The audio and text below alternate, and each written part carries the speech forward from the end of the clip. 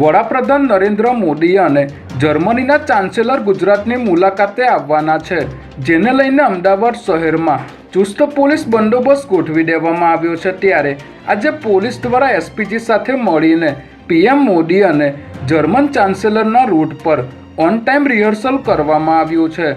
12 જાન્યુઆરીના રોજ પીએમ મોદી અને જર્મનના ચાન્સેલર સાબરમતી ગાંધી આશ્રમ ખાતે આવવાના હોવાથી પોલીસ દ્વારા એસપીજી સાથે મળીને કાર્યક્રમના સ્થળો અને રોડ ઉપર ઓન ટાઈમ રિહર્સલ કરવામાં આવ્યું હતું। તેમજ ઉચ્ચ અધિકારીઓ દ્વારા પણ સતત કાર્યક્રમ સ્થળ અને રૂટ પર બંદોબસ્તનું નિરીક્ષણ કરવામાં આવી રહ્યું છે।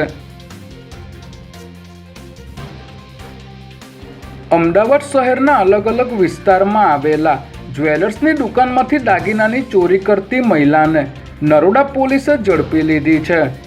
પોલીસે બાતમીના આધારે પ્રવીણાબેન સેનવા નામની મહિલાને નરોડા સ્મશાન 4 રસ્તા પાસેથી ઝડપી લઈ પૂછપરછ કરતા તેણે જણાવ્યું હતું કે Vinayak gold palace jewellers Naroda ખાતેથી નજર ચૂકવીને નકલી સોનાની વીંટી મૂકીને અસલી વીંટી ચોરી લીધી હતી। ત્યારે પોલીસે તેની ધરપકડ કરી તેની પાસે ચોરીના સોનાના 4 દાગીના કબજે કરી નરોડા ઓઢવ અને સાબરમતી વિસ્તારના જ્વેલર્સમાં થયેલી ચોરીનો ભેદ ઉકેલી નાખ્યો છે।